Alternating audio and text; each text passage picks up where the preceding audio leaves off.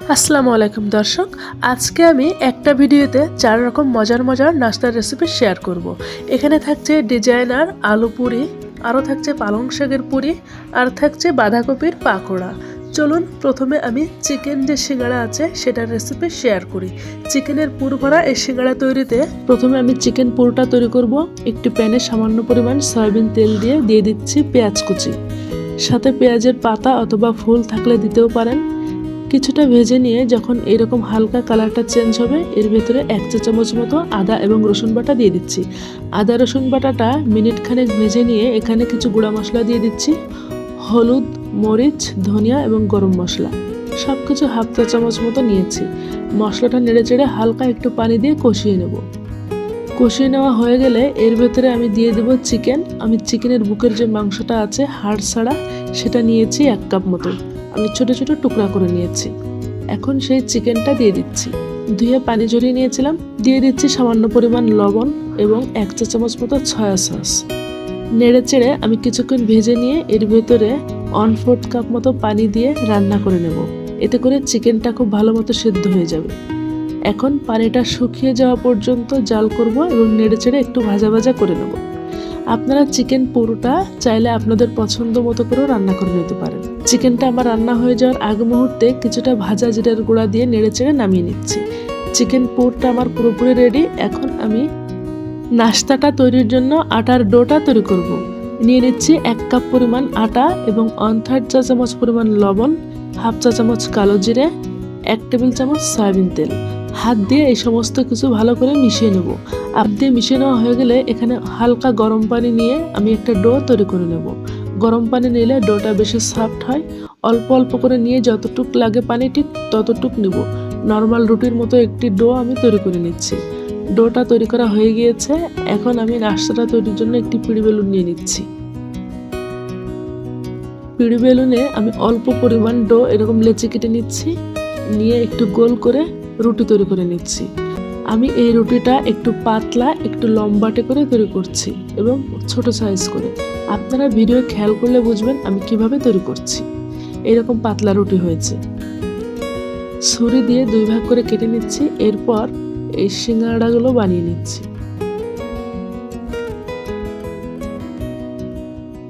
তৈরি করে রাখা চিকেন পুর দিয়ে দিচ্ছি এবং এর সাইড দিয়ে আমি একটু পানি লাগিয়ে নিচ্ছি যাতে মুখটা খুব ভালো মতো জয়েন্ট লেগে যায়। এই ভাঁজটা আমি কিভাবে দিচ্ছি সেটা আপনাদের ভিডিও দেখে বুঝে নিতে হবে। তৈরি হয়ে গেল আমার একটা সিঙ্গাড়া। আমি এইভাবে আরও একটা তৈরি করে দেখাচ্ছি, এতে করে আপনাদের বুঝতে সুবিধা হবে। আপনারা চাইলে কিন্তু সিঙ্গাড়াটা এই পর্যায়ে ফ্রোজেন করে সংরক্ষণ করতে পারেন। সেক্ষেত্রে এইভাবে তৈরি করার পর ডিপ ফ্রিজে 1 ঘন্টা রেখে দেবেন একটা প্লেটে ছড়িয়ে। তারপর একটা জিপলক ব্যাগ অথবা টিফিন বক্সে ভরে রাখতে পারেন। সবগুলো সিঙ্গাড়া আমার তৈরি হয়ে গিয়েছে। এখন আমি এগুলো ভেজে নেব। মাঝারি আছে তেলটা একটু গরম করে নিয়েছি। তেলটা খুব বেশি গরম করার প্রয়োজন নেই। এরপর আঁচটা মাঝারি থেকে কিছুটা কমিয়ে দিয়ে অল্প আছে একটু সময় নিয়ে গোল্ডেন কালার করে মুচমুচে করে ভেজে নিলেই তৈরি হয়ে যাবে আমার নাস্তা। রেসিপিটি কেমন লেগেছে সেটা আমাকে কমেন্টসে জানাতে পারেন। এখন দেখাবো আটা এবং আলু দিয়ে মজাদার একটা নাস্তার রেসিপি। প্রথমে আমি এই নাস্তাটি যে ডো সেটা তৈরি করব। নিয়ে নিচ্ছি আটা 1.5 কাপ পরিমাণ।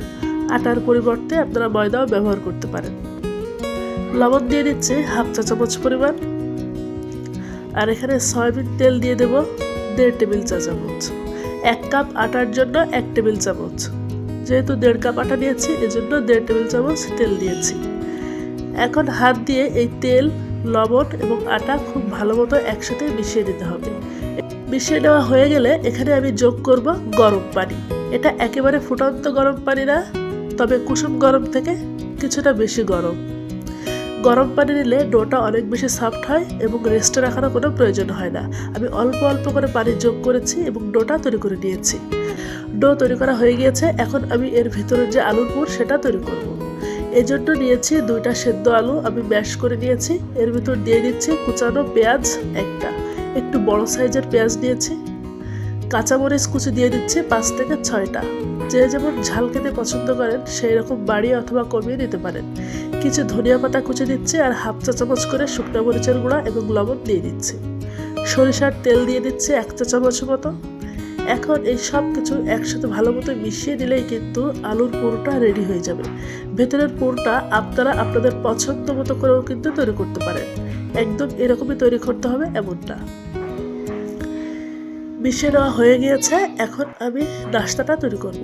একটা পিঁড়ি বেলুনের উপর নিয়ে নিচ্ছি যে তৈরি করে রাখা ডোটা, একটু মথে নিচ্ছি। মথে নিয়ে আমি ছোট ছোট টুকরা করে নেব যাতে করে সবগুলো নাস্তার সাইজ সমান হয়। আমি টোটাল 8 টুকরা করে নিচ্ছি। আগে থেকে টুকরা করলে কোনোটা ছোট কোনোটা বড় হয় না। এখন একটা টুকরা নিয়ে আমি নাস্তাটা তৈরি করছি। আমার বলার থেকে আপনারা ভিডিও খেয়াল করলে বুঝতে পারবেন আমি কিভাবে তৈরি করছি। প্রথমে আমি পাতলা এবং বড় সাইজের একটা রুটি তৈরি করে নিচ্ছি। যতটা সম্ভব করা যায় ততটা পাতলা করতে হবে। রুটিটা একেবারে গোল হতে হবে এমন না, তৈরি করলেই হবে।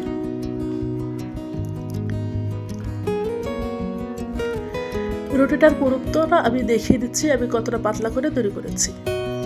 ঠিক এইরকম হবে। এখন আমি এর 4 সাইড থেকে ছুরি দিয়ে কেটে একটা স্কোয়ার শেপ দিয়ে দিচ্ছি।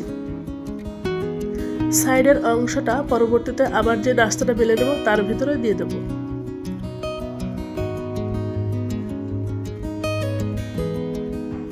শীটটা আবার রেডি হয়ে গিয়েছে। এখন নাস্তাটা তৈরি করার পালা। নাস্তাটা কিন্তু তৈরি করা খুবই সহজ, শুরু থেকে দেখলেই বুঝতে পারবেন।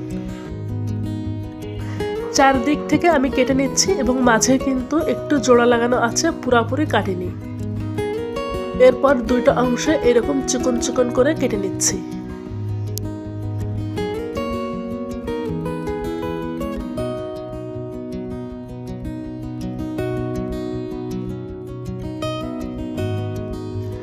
এরপর একটা সাইডে তৈরি করে রাখা আলুর পুর দিয়ে দিচ্ছি এবং সাইড দিয়ে একটু পানি লাগিয়ে নিচ্ছি। এতে করে খুব ভালো মতো সাইডটা জোড়া লেগে যাবে। একটু আঙুল দিয়ে টিপে টিপে সুন্দর করে লাগাতে হবে, না হলে তেলের ভিতর দিলে এটা আবার জয়েন্টটা খুলে যায়। এরপর দুই সাইড থেকে এইরকম চিকন চিকন করে হাত দিয়ে একটু টিপ দিলেই লেগে যাবে। তো দেখতেই পেলেন কত সহজে আমি এই ডিজাইনটা করে নিলাম। বিকেলের নাস্তায় এইরকম করে যদি আলু পুর তৈরি করেন তাহলে কিন্তু দেখতে অনেক ভালো লাগবে এবং খেতেও সবাই খুবই পছন্দ করবে। আমি একইভাবে সবগুলো নাস্তা তৈরি করে নেব।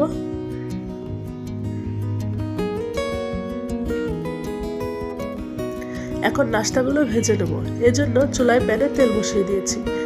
তেলটা হালকা গরম আছে। খুব বেশি গরম তেলে নাস্তাগুলো ছাড়লে বাইরে থেকে দ্রুত কালার চলে আসবে, কিন্তু ভেতরে ভালো মতো কুক হবে না। মিডিয়াম টু লো হিটে আমি এগুলো ভেজে নেব মুচমুচে করে। কালারটা যখন এরকম ডিপ হয়ে যাবে ঠিক তখন আমি তেল ঝরিয়ে তুলে নিব।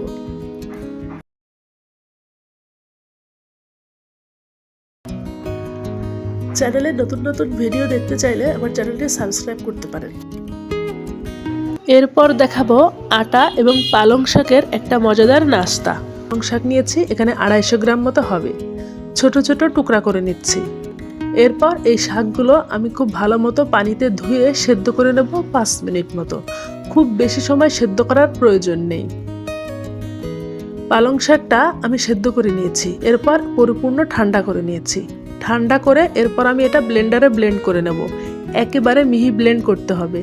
আর ব্লেন্ডারে দেওয়ার আগে অবশ্যই কিন্তু ঠান্ডা করে নিতে হবে, না হলে ব্লেন্ডারে দেওয়া যাবে না। এখন আমি এখান থেকে এই পেস্ট নিয়ে নেব 1/2 কাপ মতো। আমি আজকে পরিমাণে কম করে তৈরি করব, আপনারা চাইলে আরও বেশি করেও তৈরি করতে পারেন। 1/2 কাপ নিয়েছি পালং শাক। এর ভেতরে 1/4 চা চামচ দিয়েছি লবণ এবং 1/2 চা চামচ ভাজা জিরার গুঁড়া। ভাজা জিরার গুঁড়া দিলে পালং শাকের যে ফ্লেভার সেটা পাওয়া যাবে না।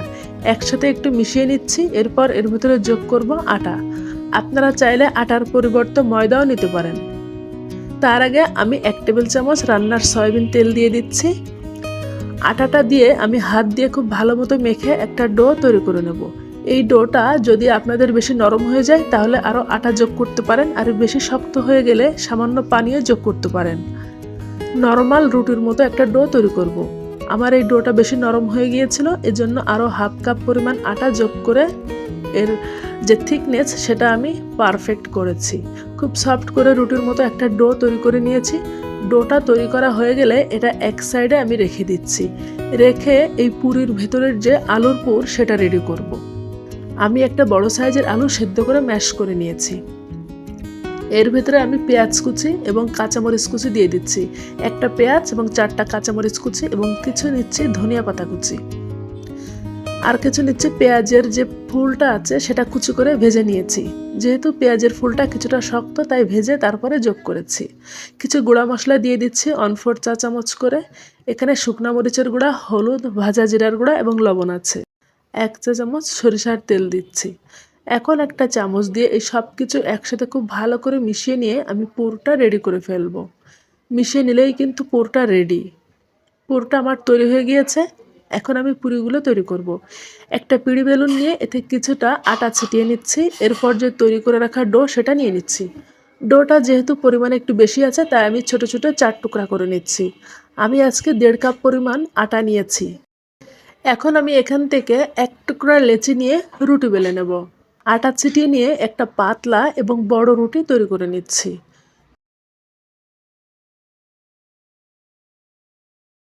এমন পাতলা করে রুটি বেলে নিয়েছি। এরপর একটা কৌটার মুখ অথবা স্টিলের গ্লাস দিয়ে ছোট ছোট করে রুটি কেটে নিচ্ছি। আপনারা চাইলে এর সাইজটা আরও বড় অথবা আরও ছোট তৈরি করতে পারেন। আমি একইভাবে সবগুলো লেচি থেকে এইরকম ছোট ছোট রুটি কেটে নিচ্ছি। সাইডের যে বাড়তি অংশ আছে এটা ফেলে না দিয়ে পরবর্তীতে আবারও এইরকম করে বেলে নিয়ে রুটি তৈরি করে নেব। হয়ে গিয়েছে। এখন আমি নাস্তাগুলো তৈরি করছি। আগে থেকে তৈরি করে রাখা যে আলুপুর আছে সেটা গোল গোল করে এইরকম প্রত্যেকটা রুটির উপরে দিয়ে দিচ্ছি। এরপর চারি সাইড থেকে একটু পানি লাগিয়ে নিচ্ছি। এতে করে এর মুখটা সিল করতে খুব সুবিধা হবে।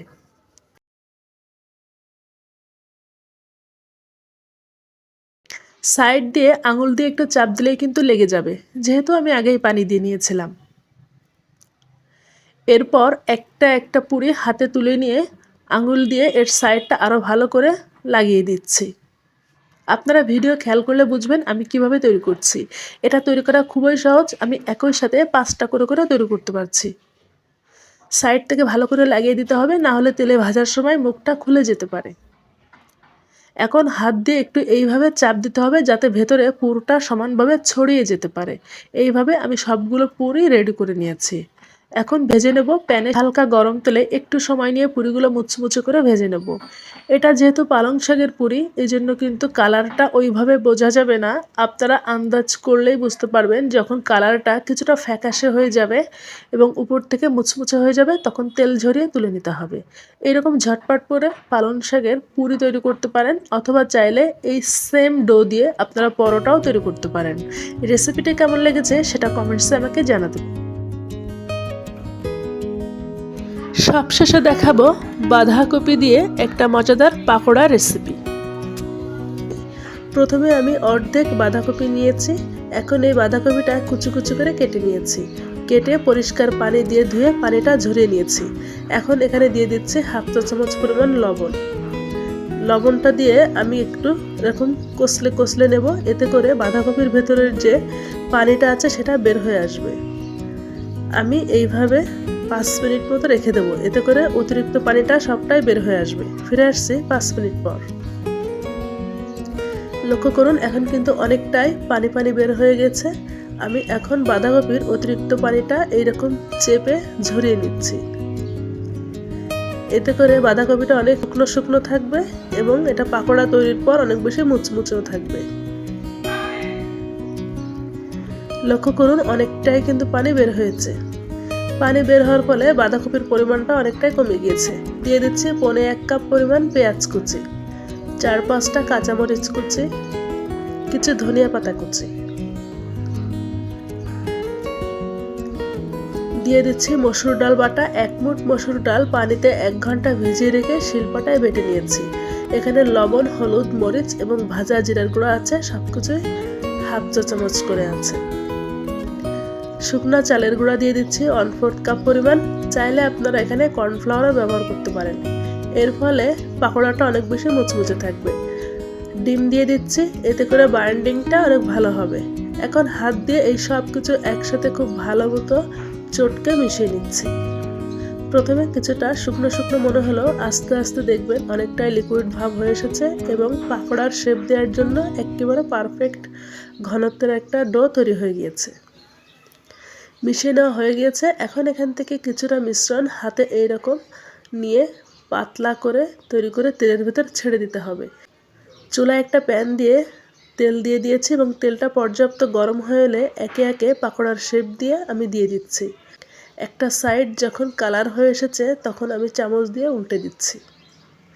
দুই সাইডে মোটামুটি এরকম ডিপ কালার করে মুচমুচে করে ভেজে নিলেই তৈরি হয়ে যাবে আমার ঝটপট একটা পাকোড়া। একবার হলেও ট্রাই করবেন এবং কমেন্টসে আমাকে জানাবেন।